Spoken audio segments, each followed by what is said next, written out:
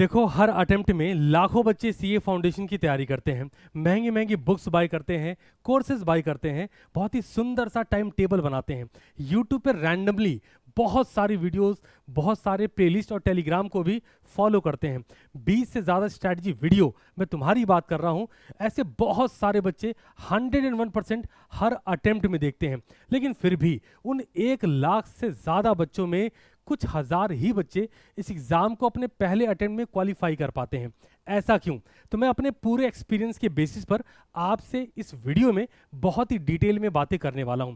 सो अगर आप जैन 2027 के लिए प्रिपेयर कर रहे हो तो ये वीडियो स्टार्टिंग टू एंड बहुत ही ध्यान से देखना, है ना। ये जो स्ट्रैटेजी की हम बातें करते हैं, तो सबसे पहले मैं आपको ये क्लियर कर दूं, this is not a conventional video, है ना।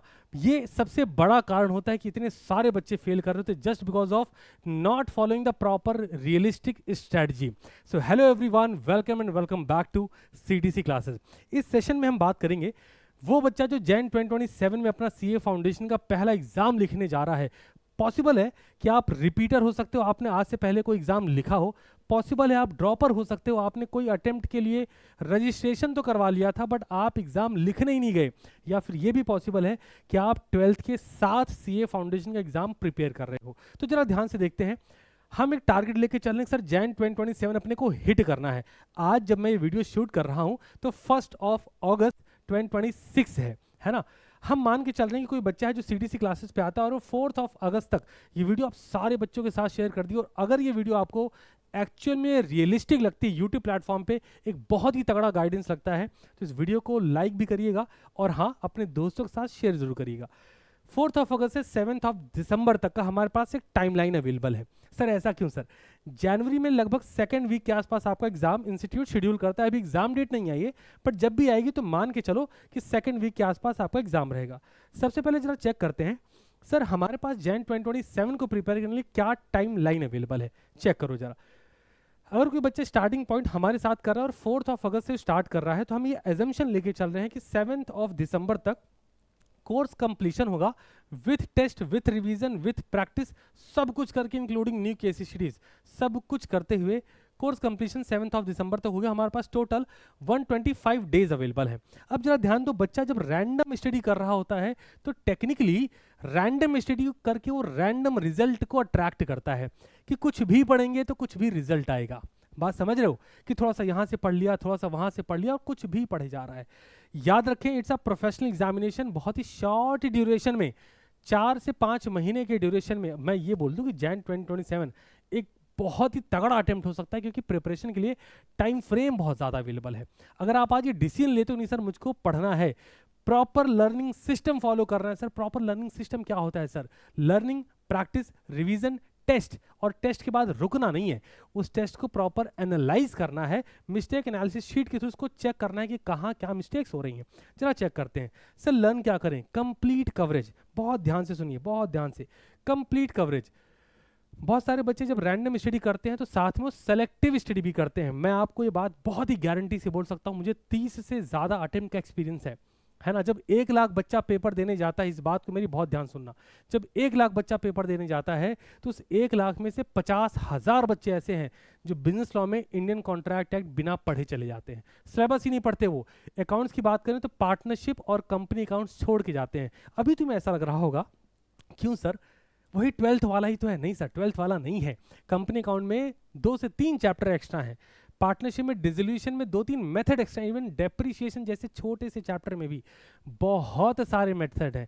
सिर्फ वो स्ट्रेट लाइन और रीडिंग डब्ल्यू नहीं है। इवन बैंक रिकंसिलिएशन में भी एडजस्टेड कैश बुक है। रेक्टिफिकेशन ऑफ एरर में भी 3rd स्टेज ऑफ एरर है। मैं जो आपको बातें बता रहा हूँ, अकाउंट्स जो आपने पढ़ा हुआ है 11th 12th और सीए इंटरमीडिएट का भी कुछ पोर्शन सीए फाउंडेशन लेवल में अवेलेबल है। बिजनेस लॉ तो आपके लिए बिल्कुल नया सब्जेक्ट है, बट मस्त बात यह है कि अगर आप आज जीरो पर भी बैठे हैं, हेलो जीरो पर भी बैठे हैं, तो यकीन माने आप अगर एक प्रॉपर लर्निंग सिस्टम को फॉलो करते हैं तो डे टू डे ऑपरेशन में आपको बात समझ आएगी कि आप एक स्ट्रॉन्ग सिस्टम को बिल्ड कर रहे हैं। सिस्टम ऑलवेज विन, है ना। तो लर्न करना है कंप्लीट कवरेज के साथ। सर प्रैक्टिस, ICAI पेपर के जो पैटर्न हैं उनको प्रैक्टिस करना है। दैट मीन्स मॉड्यूल के क्वेश्चन प्रैक्टिस करेंगे, फिर जब मैं आपको क्वेश्चंस की प्रैक्टिस करवा रहा हूँ आप उनकी क्वेश्चंस की प्रैक्टिस करेंगे। हम समझिए प्रिपरेशन रेडी नहीं होना चाहिए, ओ जी पढ़ रहे हैं जी, है ना, मेरा नाम है लखन वाली फीलिंग आ रही है। तो सिर्फ प्रिपरेशन रेडी नहीं होना है, हमें एग्जाम रेडी होना है।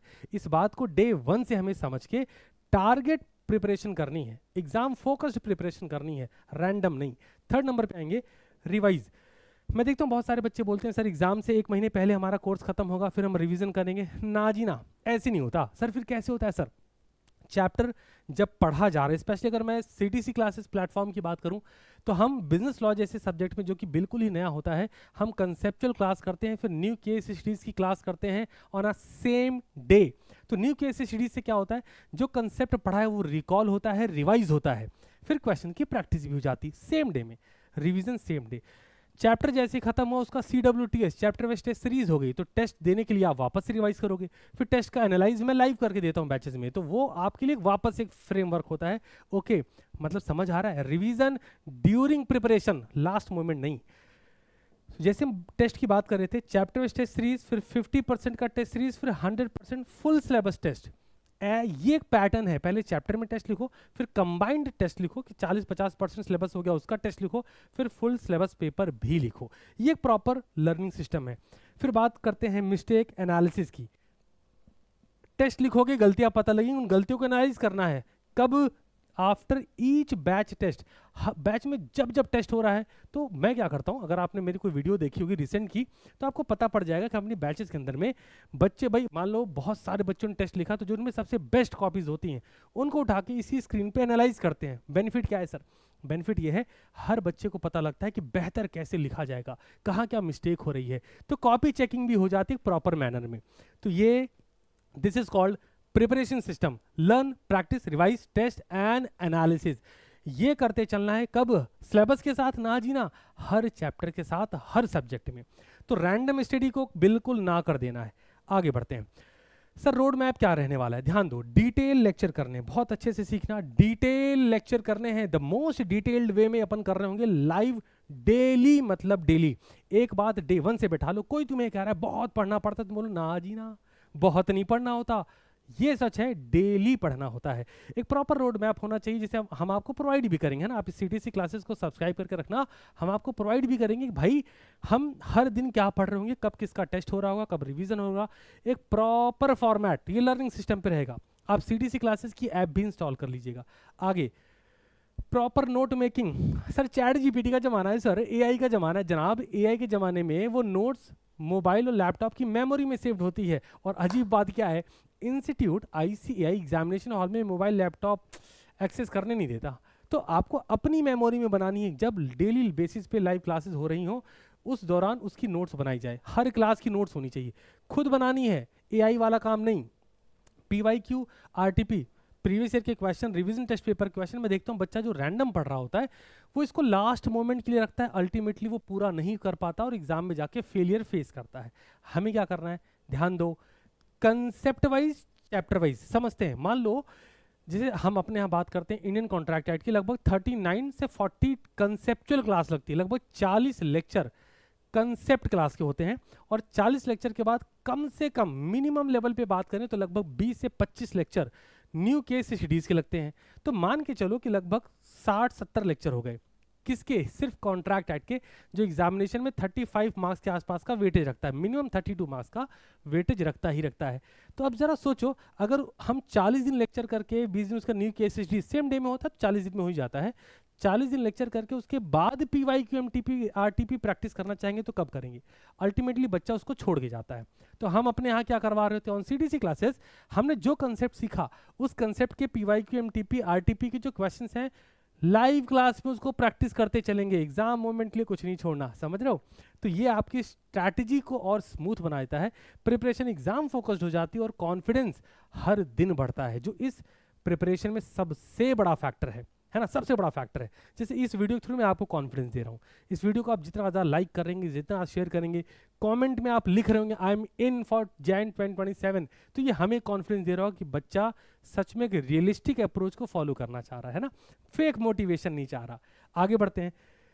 एग्जाम फोकस रिवीजन चाहिए सर, रिकॉल एंड रिवाइज, जो मैं भी आपको बता रहा था, न्यू केस स्टडीज करते हैं तो कंसेप्ट रिकॉल होते हैं, रिवाइज होते हैं, रिकॉल होते हैं, रिवाइज होते हैं। तो आपका रिवीजन एग्जाम के लिए डिपेंडेंट है, नहीं एग्जाम आएगा तब करेंगे।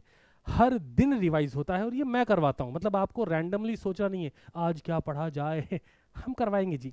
आगे, बैच में जो टेस्ट हो टेस्ट लिखा जाए और उसका लाइव एनालिसिस हो, चैप्टर वाइज टेस्ट लिखा जाए, कंबाइंड सिलेबस लिखा जाए और फुल सिलेबस का भी टेस्ट लिखा जाए।